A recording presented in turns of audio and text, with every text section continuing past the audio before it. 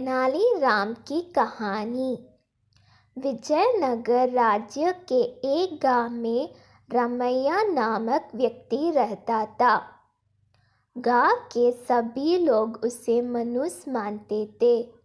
उनका मानना था कि यदि सुबह उठकर किसी ने सबसे पहले रमैया का चेहरा देख लिया तो उसे पूरे दिन भोजन नसीब नहीं होगा। जब यह बात महाराज कृष्णदेव राय तक पहुंची तो उन्होंने इसकी वास्तविकता जानने का निर्णय लिया। उस रात रमैया को राजमहल बुलाया गया और महाराज के कक्ष के सामने वाले कक्ष में उसके रहने की व्यवस्था की गई। रात भर रमैया उस कक्ष में सोया।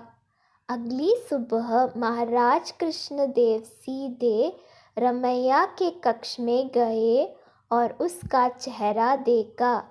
दिन का प्रारंभ रमैया का चेहरा देखने के बाद अब महाराज को देखना था कि उनका दिन कैसे गुजरता है।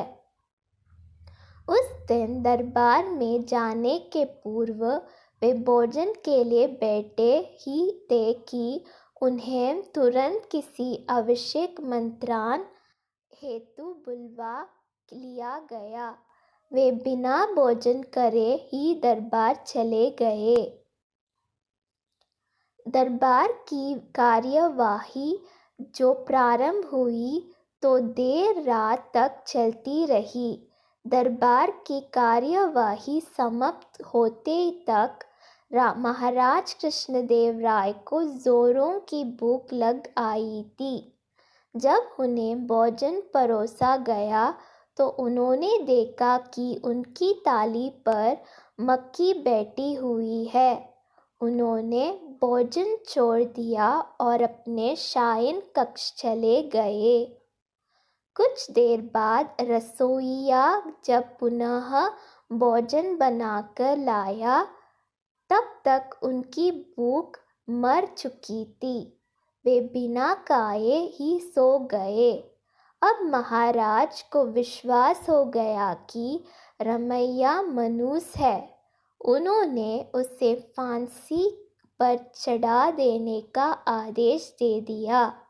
रमैया की फांसी की बात जब उसकी पत्नी तक पहुंची तो वह रोते रोते तेनालीराम के पास गई और उससे सहायता की गुहार लगाई।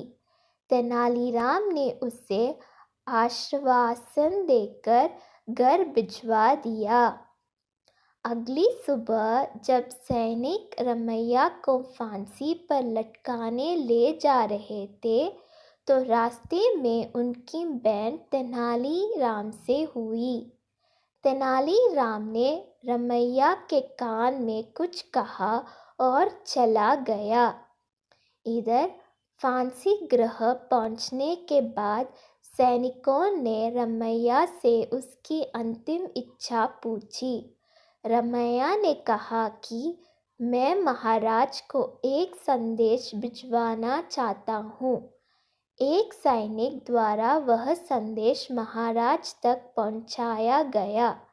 संदेश इस प्रकार था, महाराज, सुबह सबसे पहले मेरा चेहरा देखने से किसी को पूरे दिन भोजन नसीब नहीं होता, लेकिन महाराज आपका मुँह देखने पर तो जीवन से हाथ धोना पड़ता है। बताइए ऐसे में ज़्यादा मनुष्य कौन है। संदेश पढ़ने के बाद महाराज को अपनी अंधविश्वासी सोच पर शर्म आई।